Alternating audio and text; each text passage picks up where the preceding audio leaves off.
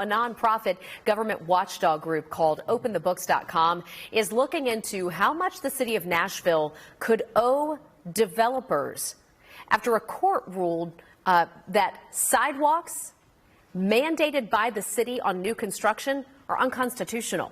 We're joined live this morning with Rachel O'Brien to break down the findings. Now, Rachel, our own Dennis Ferrier started reporting on this issue years ago, and we've been following it here in Nashville. What have you been able to dig up about what this means for the future of Nashville neighborhoods?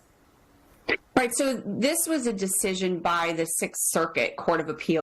They had overturned an earlier decision by the district court. The district court had sided with Nashville and said, yeah, you can impose these sidewalk requirements.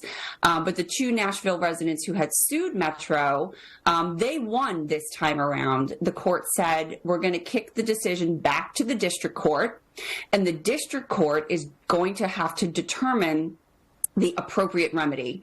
That court's going to determine whether just these two Nashville residents have to get their thousands of dollars back, and how this, essentially how the ordinance is going to look going forward, if it's going to exist at all. Well, and that then will depend on how much money is owed here. I mean, we could be talking about a couple of people and thousands of dollars, but we could also be looking at much more than that, right?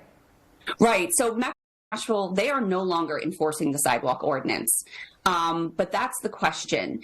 The district court will have to provide a remedy, and almost $16 million has been used out of the sidewalk fund since its inception. The sidewalk fund currently has more than $11 million in it.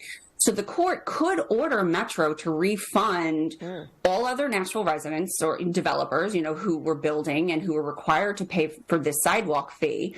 Or they could not, but we could also then see other lawsuits, individual lawsuits filed against Metro, just like these two individuals did to try to recoup their sidewalk losses. So we'll see what the district court says, and how much money is going to end up being refunded to people. Yeah, I know you'll be looking at it from the money perspective, and we'll be following it here in our own backyard live as well. Rachel O'Brien, thank you very much with OpenTheBooks.com.